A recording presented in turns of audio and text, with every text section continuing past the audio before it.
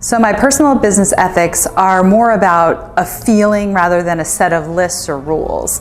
It's one of those feelings that I get where it's not quite right, it doesn't settle with me, and that's when I know ethically and morally it probably is not the work for me. I have professional principles that guide me based on how I was brought up. Both of my grandmothers died from smoking-related illnesses.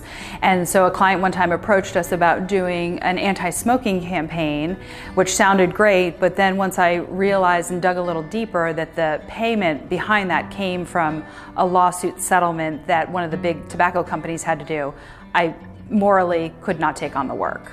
I know now, based on being in this profession for a while, what doesn't feel right, and I can tell pretty early on. And I feel like it's really important to know that feeling, and when you know it, speak up quickly and speak up loudly.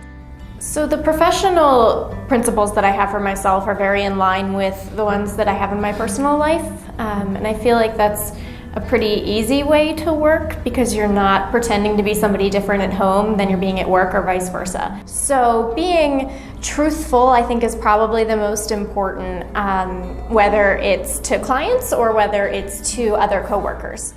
I think ethics are something that you just have. You try to cultivate them and try to make them better every day, but you can't just create them out of thin air. You have to try to look up to people, see what they're doing, see what they're doing wrong, not do those things. I started off as being in the military a long time ago, almost 30 years ago.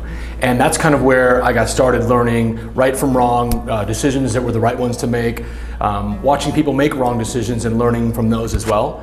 I don't really think I have personal business ethics, I just have ethics. And it's just the person that I am. I try to live my life honestly and try to do the best all the time. As far as ethics are concerned, I think one of the important things for me is honesty.